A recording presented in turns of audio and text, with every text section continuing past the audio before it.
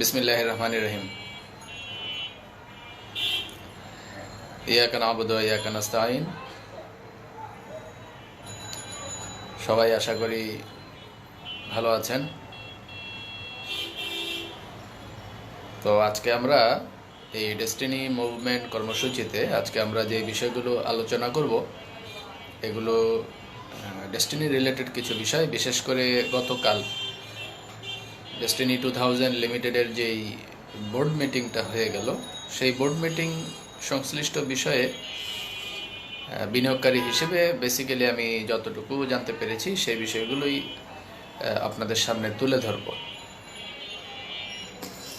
আর এই লক্ষ্যেই মূলত আজকের এই ডেস্টিনি মুভমেন্ট কর্মসূচির এই লাইভটিতে আসা। তো প্রথমে যেই বিষয়টি নিয়ে আলোচনা করব, যেমন গতকালকে যে বোর্ড মিটিংটা হলো, সেই বোর্ড মিটিংয়ের সদস্যদের ব্যাপারে আমাদের অনেকেরই কিছু বিষয় হয়তোবা জানার আছে। তো সেই বিষয়গুলো, যে কারা কারা এই বোর্ডে আছেন, এই বিষয়গুলো আমরা অনেকেই হয়তোবা জানি না। সেই বিষয়গুলো আমরা আজকে একটু রিভিউ করব। বেসিক্যালি আদালতের মাধ্যমে যেই প্রথম বোর্ড ঘোষণা করা হয়, সেই বোর্ডে মূলত সদস্য সংখ্যা ছিল মোট 19 জন।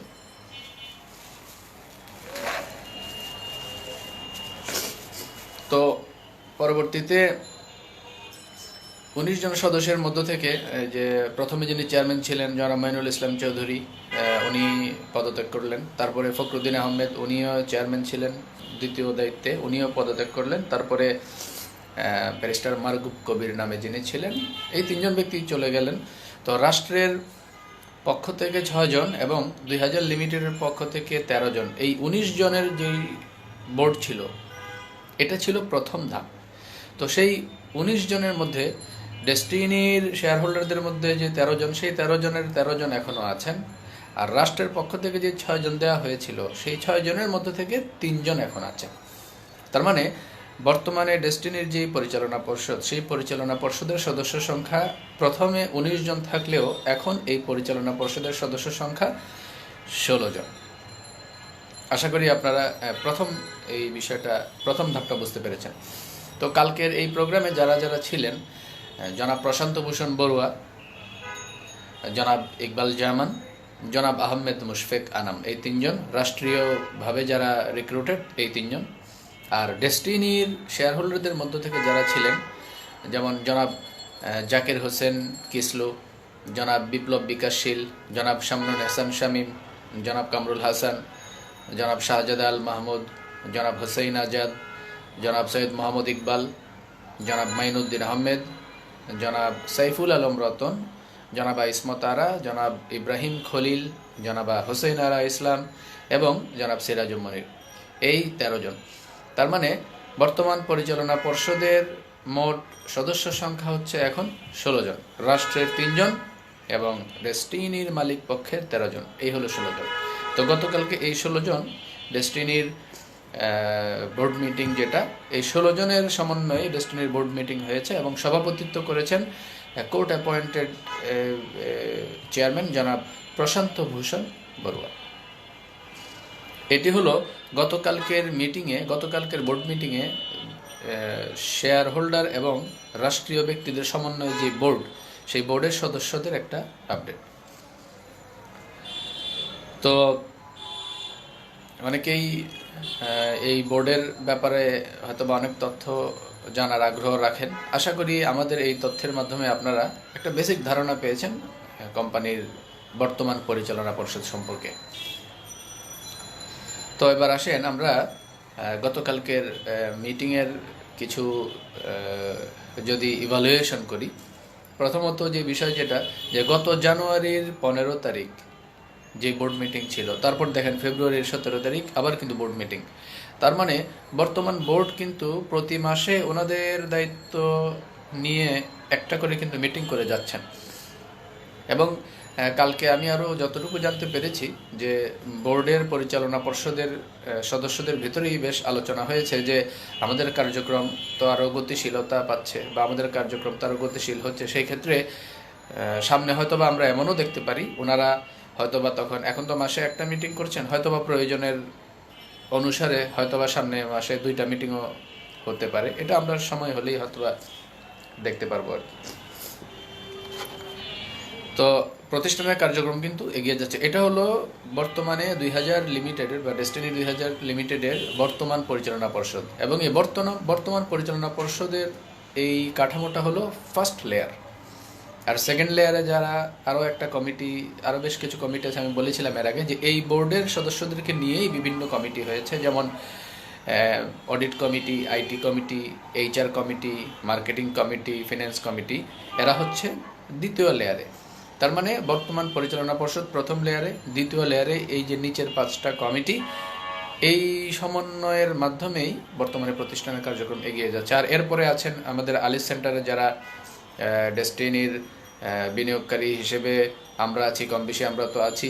এর বাইরে আছেন আমাদের অন্যান্য যেই স্টাফ রিলেটেড বা দালিলিক কাজগুলো যারা অফিসিয়াল এক্সিকিউটিভ হিসেবে কাজ করছেন ওনারাও আছেন। এই হচ্ছে ডেস্টিনি 2000 লিমিটেডের বর্তমান অপারেটিং অ্যাক্টিভিটিস।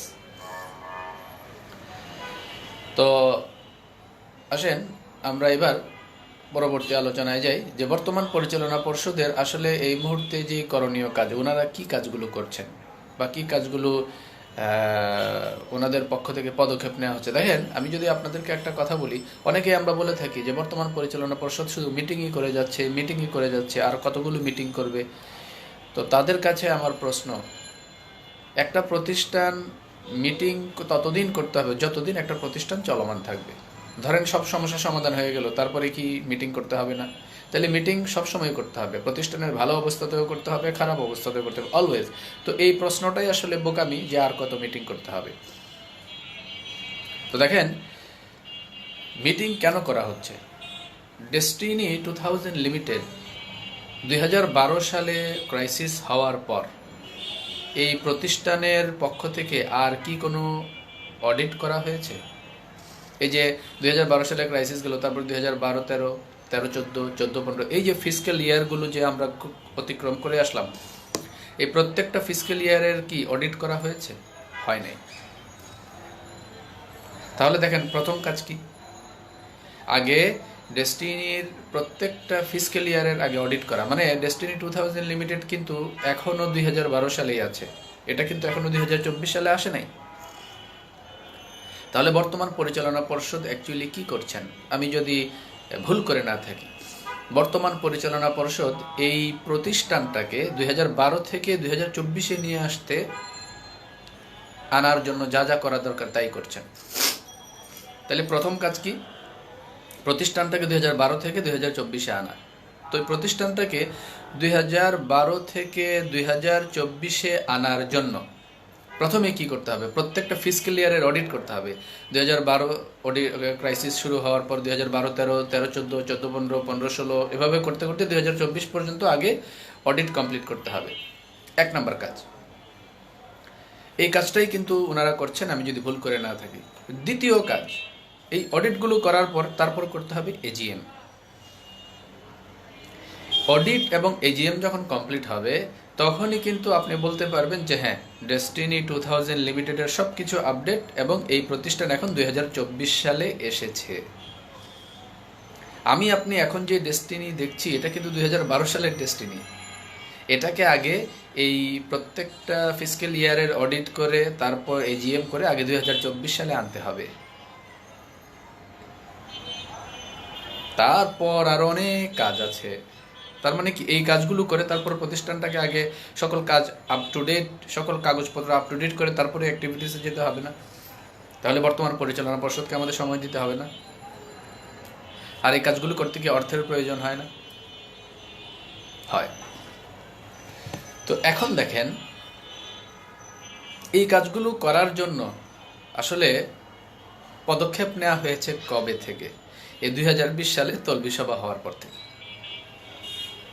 2012 সালে ক্রাইসিস শুরু হওয়ার পর থেকে 2012 থেকে 2020 এই যে 8 বছর, এই 8 বছরে ডেস্টিনির এই সমস্ত ডকুমেন্টস বা দালিলিক অ্যাক্টিভিটিস যেগুলো আছে এগুলো আপ টু ডেট করার কোনো পদক্ষেপ নেওয়া হয়েছে? হয় নাই। আর এখন 2020 সালের পরে যে পদক্ষেপ নেওয়া হয়েছে তার ধারাবাহিকতায় কিন্তু তলবি সভার পর ট্রেড লাইসেন্স, তারপর আস্তে আস্তে এই যে বোর্ড গঠন, তারপর রাষ্ট্র কর্তৃক কোর্ট অ্যাপয়েন্টেড কিছু ব্যক্তিদেরকে নিয়ে আজকের এই বোর্ড এবং এই ধারাবাহিক কার্যক্রম।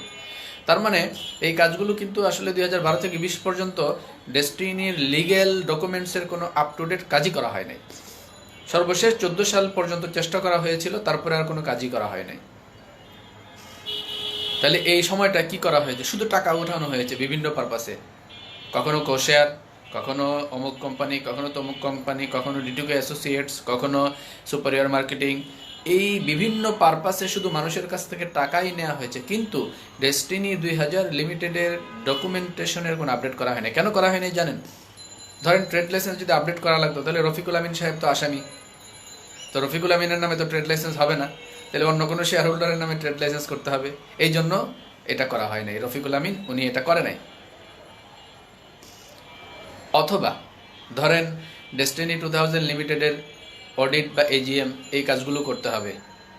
তো এই কাজগুলো করতে গেলে সমস্ত হিসাব নিকাশ বের হয়ে চলে আসবে না? এই কারণে অন্য কোনো মালিক পক্ষের অন্য কোনো শেয়ার হোল্ডারকেও এই কাজ করার সুযোগ দেওয়া হয় নাই।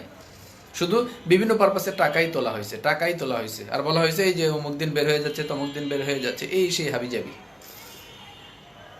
এখন দেখেন এই যে 2012 থেকে 2024 এই যে প্রায় 10-11 বছরের এই অডিট করতে গেলে যে টাকাটা লাগবে বা পরবর্তীতে এজিএম করতে গেলে যে টাকাটা লাগবে, সেই পরিমাণ টাকা কি 2012 থেকে এই পর্যন্ত উঠে নাই? উঠছে, কিন্তু অডিট করা হয় নাই, এজিএম করা হয় নাই। কোনো শেয়ার হোল্ডারকে অডিট করার জন্য টাকা হয় নাই যে আপনারা অডিট করে প্রতিষ্ঠানটাকে আপ টু ডেট করেন, বা আপনারা প্রতিষ্ঠানটাকে অডিট করে এজিএম করে আপ টু ডেট করেন। এই জন্য কোনো শেয়ার হোল্ডারকে টাকা হয়নি, বরং কোনো শেয়ার হোল্ডার গেলে তাদেরকে কৌশলে সরাই দেওয়া হয়েছে। তাহলে আপনি দেখেন আমরা ডেস্টিনি 2000 লিমিটেডের কোশেয়ারের জন্য যে টাকা দিয়েছি সেটা কি প্রতিষ্ঠানের মামলা পরিচালনা, প্রতিষ্ঠানের কাগজপত্র আপডেট ডেস্টিনি 2000 লিমিটেডের জন্যই তো দিয়েছি। তাহলে ডেস্টিনি 2000 লিমিটেডের কাগজপত্রগুলো এতদিন আপডেট কেন হয় নাই? এই প্রশ্নগুলো কিন্তু এখন আমাদের করতে হবে। বর্তমান বোর্ডের দেখেন আর্থিক সংকটের কারণে হয়তোবা এই অডিটগুলো করতে গিয়ে ওনারা হিমশিম খাচ্ছেন, অথবা আর্থিক সংকটের কারণে হয়তোবা অডিট এবং এজিএম এর এই কাজগুলো করতে গিয়ে ওনারা হয়তোবা হিমশিম খাচ্ছেন। আচ্ছা, এই সমস্ত কিছু করতে আনুমানিক কত টাকায় লাগতো? ধরলাম আমরা 1 কোটি টাকাই না হয় লাগবে। তো ডেস্টিনির এই 2012 থেকে 2024 পর্যন্ত অডিট করে এটাকে আপ টু ডেট করা এবং পরবর্তীতে এজিএম করে এই সমস্ত কিছুকে 24 সাল পর্যন্ত নিয়ে আসার জন্য যে টাকার প্রয়োজন বা যে অর্থের প্রয়োজন, সেই টাকা কি বিগত 10 বছরে ওঠে নাই? উঠছে। তাহলে এই কাজগুলো এতদিন কেন করা হয় নাই? 2020 সালে তলবি সভা না হলে আজও পর্যন্ত এই কাজগুলো হতো না। আশা করি বুঝতে পেরেছেন। এবং এই কাজগুলোই এখন করা হচ্ছে এবং এই কারণেই এই কাজগুলো গুছিয়ে নিয়ে আসতে সময় লাগছে। অতএব বর্তমান পরিচালনা পর্ষদকে আমাদের সময় দিতে হবে। তাদের কাজের ধারাবাহিকতা কিন্তু আছে, আমরা অস্বীকার করতে পারবো না, কারণ গত মাসের 15 তারিখে মিটিং, এই মাসের 17 তারিখে মিটিং, এবং ওনারা হয়তো সামনে আরো ঘন ঘন মিটিং করবেন। অতএব ওনাদেরকে আমাদের সময় দিতে হবে এবং ওনাদেরকে আমাদের নৈতিক সমর্থন দিতে হবে। এই রফিকুল আমিন এবং তার দালাল যেগুলো আছে, তারা এই এতদিন এই প্রতিষ্ঠানের এই বোর্ডের বিরোধিতা করলেও এখন কিন্তু এই বোর্ডের সাথে কিন্তু একমত। বোর্ডের মিটিংয়েও ওনারা এখন আসেন। ওই যে এক দালাল আসে না, সিরাজুম মুনির, বোর্ডের মিটিংয়েও এখন সে আসে।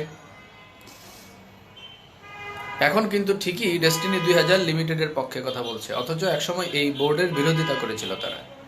তো যাই হোক, সবাই সমন্বিতভাবে যদি এক হয়ে সব মালিক পক্ষ একসাথে কাজ করে, আমাদের তো কোনো আপত্তি নাই, আমরা এটাই চাই। তো এটাই হলে দুঃখের বিষয় যে এত টাকা ওঠানো হলো গত 10 বছরে, অথচ ডেস্টিনির লিগ্যাল ডকুমেন্টসগুলোর কোনো আপ টু ডেট অ্যাক্টিভিটিস করা হয় নাই। ডেস্টিনির লিগ্যাল ডকুমেন্টসগুলোকে কোনো আপডেট ভার্সনে নিয়ে আসা হয় নাই। ডেস্টিনি এখনো 2012 সালেই আছে।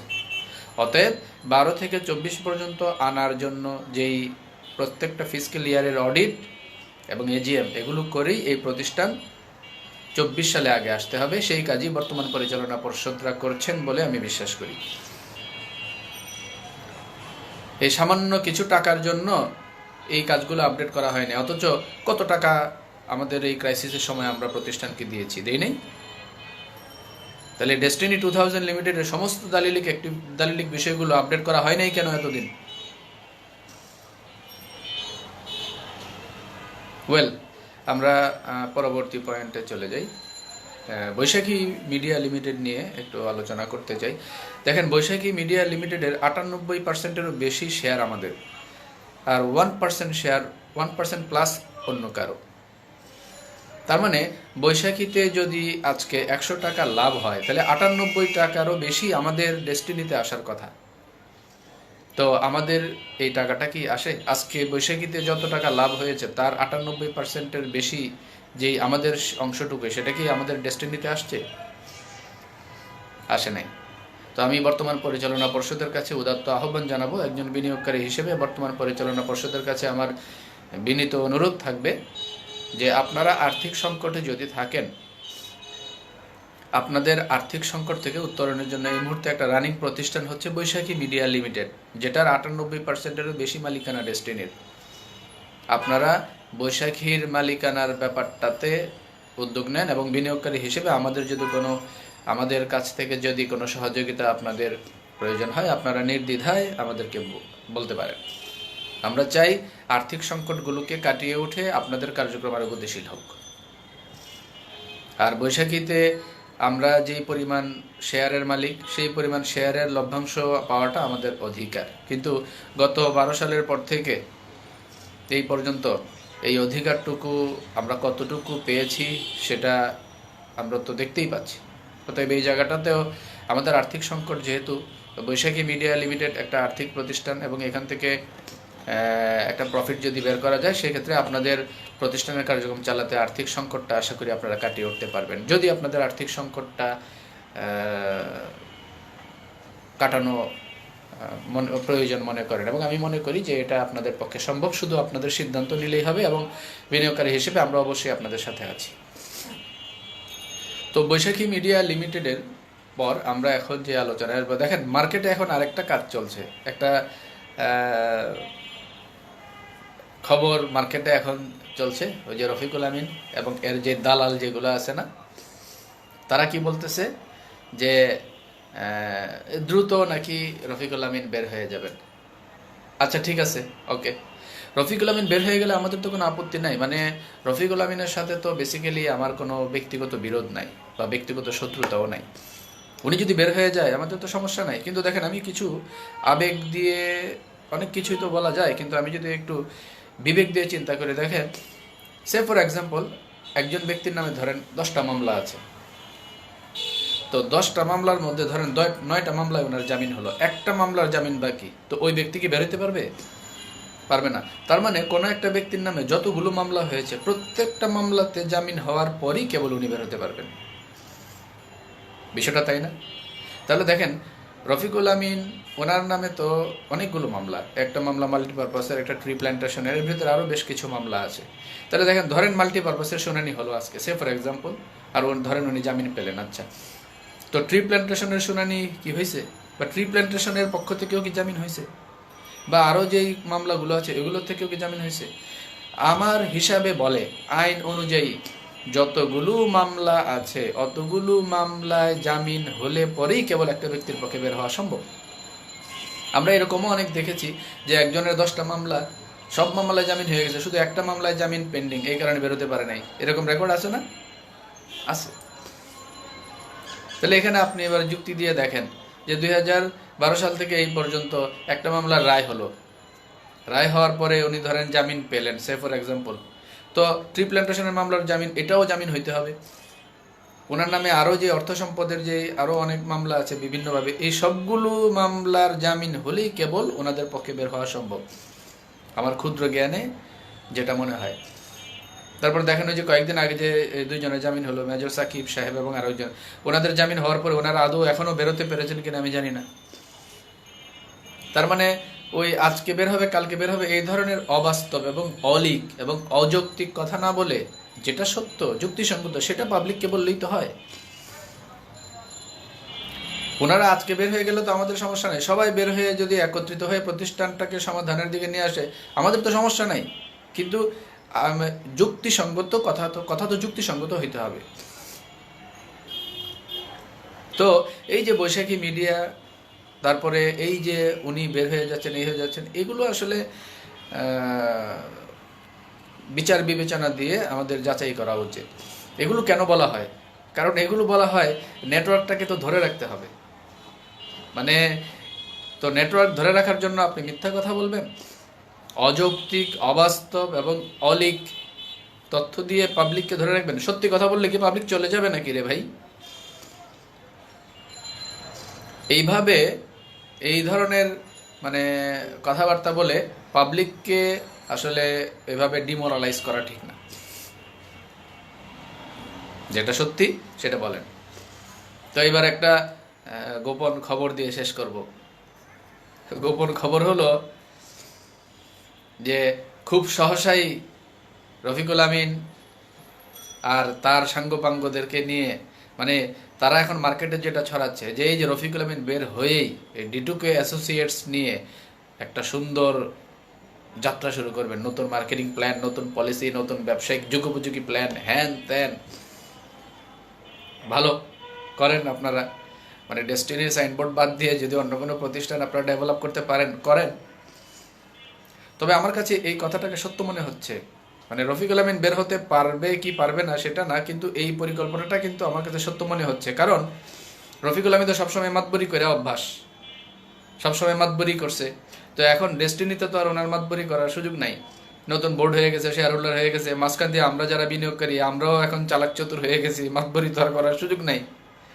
তো যার কারণে উনি তো সবসময় মাতবরি করে অভ্যাস, তো ডেস্টিনিতে যেহেতু আর মাতবরি করার সুযোগ নাই, এই কারণে ওই যে অন্য কোম্পানি নিয়ে নিজেদের ব্যবসা বাণিজ্য করার চিন্তা ভাবনা হয়তো বা উনি করতেও পারে। অসুবিধা নাই, ওনারা করুক, দেখি ডেস্টিনির প্ল্যাটফর্মকে বাদ দিয়ে কতদূর কে করতে পারে। এটা গত 12 বছরে তো আমরা দেখছি, D2K অ্যাসোসিয়েটসও দেখছি। তারপরে D2K অ্যাসোসিয়েটস নাম চেঞ্জ করে ওই যে নতুন বোর্ডের আইনি ঠাপ খায়া ওই D2K অ্যাসোসিয়েটস নাম চেঞ্জ করে করলো বাজার করেন। বাজার করেন এর কি অবস্থা? বাজার করেন এখন হয়েছে বাজার সারেন, বিষয়টা তাই না? আর ওই যে তার যে দালালগুলা এই বিভিন্ন কোম্পানি এই সেই হাবিজাবি, এরা এখন এদেরকে মোটিভেশন দিয়ে রাখছে যে হ্যাঁ খুব সহসাই কিন্তু উনি বের হয়ে যাচ্ছেন, এবং উনি বের হয়ে এই কোম্পানিগুলোকে নিয়ে নতুন মার্কেটিং প্ল্যান, নতুন পলিসি এবং নতুন ব্যবসায়িক যুগোপযোগী প্ল্যান নিয়ে উনি আগাবেন।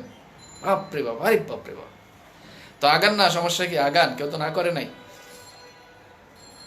ডেস্টিনি 2000 লিমিটেডের সাইনবোর্ড বাদ দিয়ে বাংলাদেশে রফিকুল আমিনের পক্ষে কোনো ব্যবসা করা সম্ভব নয়, আকার না আমি মনে করি। পারলে করে দেখায়েন। আর আমরা ডেস্টিনিতে ছিলাম, আমরা ডেস্টিনির সাথেই আছি, আমরা ইনশাল্লাহ ডেস্টিনির সাথেই থাকবো। ডেস্টিনি 2000 লিমিটেড বা ডেস্টিনি 2000 লিমিটেড এই নামটা নিয়েই আমরা আগাবো। আমাদের নাম পরিবর্তনের দরকার নেই, আপনারা নাম পরিবর্তন করেন। তো সবাই বিচার বিবেচনা বিবেক বোধ দিয়ে আগান। আজকের আলোচনা মূলত এতটুকুই। তো আমি আজকের এই টোটাল লাইভের সামারিটা একটু আবার আপনাদের সাথে উপস্থাপন করে আমি শেষ করছি। প্রথমে আমরা যে একটা আলোচনা করেছিলাম যে আমাদের ডেস্টিনি 2000 লিমিটেডের আদালত কর্তৃক রিক্রুটেড যে বোর্ড, সেই বোর্ডের প্রথমে সদস্য ছিলেন 19 জন। আমাদের 2000 লিমিটেডের 13 জন আর রাষ্ট্রের 6 জন, মোট 19 জন। তো সেই 19 জনের মধ্য থেকে 6 জন রাষ্ট্রের যেই ব্যক্তি ছিলেন তাদের মধ্য থেকে 3 জন চলে গেছেন। তো এই 3 জন চলে গেছেন, দেখেন কোনো সমস্যা কিন্তু হয় নাই, কারণ সিস্টেম এস্টাবলিশড। সিস্টেম এস্টাবলিশড হলে কোনো ব্যক্তি থাকায় না থাকায় কিচ্ছু আসে যায় না ভাই, সিস্টেম এস্টাবলিশড। দেখেন রাষ্ট্রের 6 জনের মধ্যে 3 জন চলে গেছেন, আছেন 3 জন, আর আমাদের 2000 লিমিটেডের আছেন 13 জন, এই হলো 16 জন। তার মানে 19 জন নিয়ে যে বোর্ড হয়েছিল সেখান থেকে এখন 16 জন আছেন। এই 16 জনকে নিয়ে কার্যক্রম চলছে। এই 16 জন ব্যক্তি 2012 থেকে 2024 প্রত্যেকটা অর্থ বছরের অডিট এবং এজিএম করে 2024 সালে ডেস্টিনিকে নিয়ে আসতে হবে, সেই কাজই ওনারা করছেন আমি বিশ্বাস করি। যেটা এতদিন অনেক অর্থ এবং অনেক সুযোগ থাকা সত্ত্বেও রফিকুল আমিন করে নাই, এবং এটাই সত্য। যে পরিমাণ টাকা ডিটুকে অ্যাসোসিয়েটসে খরচ করা হয়েছে, যে পরিমাণ টাকা ডিটুকে অ্যাসোসিয়েটসের সাথে বাজার করেন এগুলোর পিছনে খরচ করা হয়েছে, ওই পরিমাণ টাকার 10 ভাগের 1 ভাগ টাকা খরচ করলে আজকে ডেস্টিনির সকল কাগজপত্র আপডেট হয়ে 2012 থেকে 2024-এ ডেস্টিনির সকল কাজ আপডেট হয়ে যায়, অডিট কমপ্লিট হয়, এজিএম কমপ্লিট হয়। উনি কেন করে নাই এগুলো? উনি করে নাই, কোনো মালিক পক্ষের কাউকে ডেকে করতেও দেয় নাই। 2020 সালে যখন এই তলবি সভার মাধ্যমে শেয়ার হোল্ডাররা আসলেন, তাদেরকেও কার্যক্রম করতে দেয় নাই। আপনারা জানেন বৈশাখী টিভির মাধ্যমে একজন শেয়ার হোল্ডারের নামে মামলা দিয়ে তাকে বিব্রত করেছে। বৈশাখী টিভির যন্ত্রপাতি নাকি উনি চুরি করেছেন, এই সেই কত মিথ্যা মামলা। আজকে দেখেন সেই বৈশাখী থেকে লাথি দিয়ে বের করে দেওয়া হয়েছে সব দালালগুলাকে, বৈশাখীতে নাই। এবং এই নতুন পরিচালনা পর্ষদ বৈশাখীর নিয়ন্ত্রণে চলে গেলে পরে অবস্থা কি হবে এদের বুঝতে পারতেছেন? যেটা সত্য সেটা সত্যই, আর যেটা মিথ্যা সেটা মিথ্যাই। সেটা রফিকুল আমিনও যদি মিথ্যা কিছু করে সেটা মিথ্যাই, হোক সে রফিকুল আমিন আর হোক সে যে সেই। তো আমি আপনাদেরকে একটি আহ্বান জানিয়ে শেষ করব যে আমরা সবাই মানুষ, আমাদের বিবেক বোধ আছে, মূল্যবোধ আছে, বিচার বিবেচনা করার ক্ষমতা আল্লাহ পাক আমাদেরকে দিছে। আসেন এই বিচার বিবেচনা, এই বিবেক বোধ দিয়ে আমরা চলি, এবং 45 লক্ষ মানুষের স্বার্থ সংরক্ষণের জন্য যা যা করা দরকার বিনিয়োগকারী হিসেবে আমরা তাই করি। তো আমাদের এই নতুন বোর্ডের যেই বর্তমানে 16 জন সদস্যের যেই বোর্ড, আমরা তাদের প্রতি শুভকামনা রাখছি এবং ওনাদের কার্যক্রম আরও গতিশীল হোক সেই প্রত্যাশা করছি, এবং আর্থিক সংকট কাটিয়ে উঠে এই নতুন পরিচালনা পর্ষদের নেতৃত্বে সমস্ত কার্যক্রম আরও গতিশীল হোক এই প্রত্যাশা রেখে আজকের লাইভ এখানে শেষ করছি। সবাই ভালো থাকবেন। আসসালামু আলাইকুম।